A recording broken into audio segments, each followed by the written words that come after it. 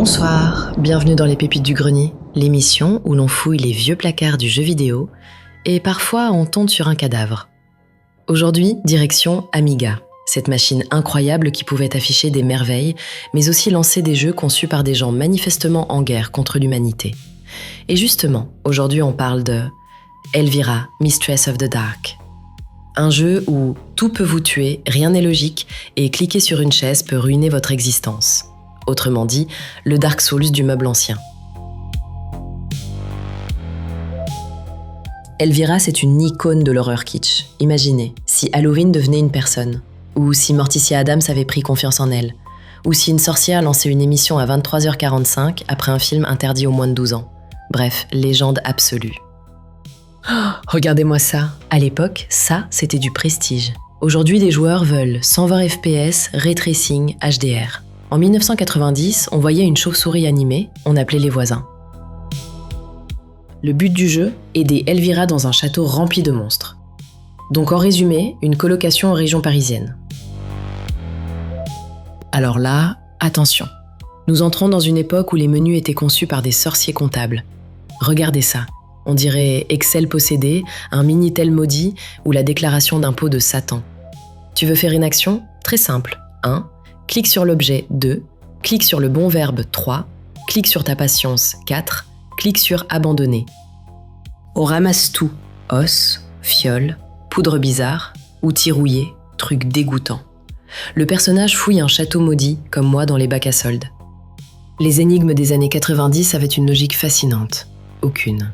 Exemple, tu trouves un oignon, une corde, un marteau, du sang de grenouille. Solution moderne, appeler quelqu'un. Solution du jeu, fabriquer une soupe anti-zombie.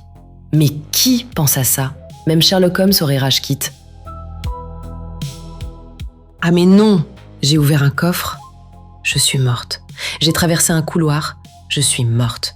J'ai regardé une bibliothèque avec insistance, je suis morte. Ce jeu n'est pas une aventure. C'est un accident du travail interactif. Le développeur devait être derrière son écran comme ça. Tiens, s'il clique sur la plante...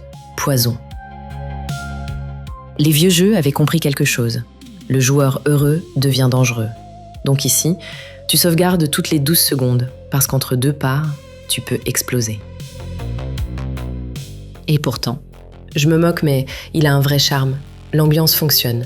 Le château est inquiétant. Les graphismes ont une vraie personnalité. Et surtout, le jeu ose être bizarre. Aujourd'hui, beaucoup de jeux veulent plaire à tout le monde. Lui, non. Lui veut te gifler. Et c'est presque respectable. Et Elvira reste iconique. Elle apporte style, humour et charisme à un jeu où tu passes parfois 15 minutes à chercher une poignée. C'est fort, très fort. Imaginez le remake moderne. Elvira 2026, monde ouvert, vide, arbre de compétences serrure niveau 3, potion premium à 4,99€, skin gothique collector, season pass du cimetière. Non, gardons la vieille souffrance artisanale. Alors, est-ce que c'est pratique ? Non. Est-ce que c'est fluide ? Non. Est-ce que c'est logique ? Encore moins. Est-ce que c'est mémorable ? Oui. Et c'est pour ça que c'est une vraie pépite du grenier. Un jeu tordu, cruel, attachant. Comme certains commentaires YouTube.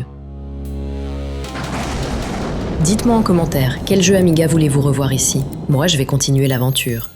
Ou mourir en touchant un vase. À bientôt dans les pépites du grenier. Unpleasant dreams.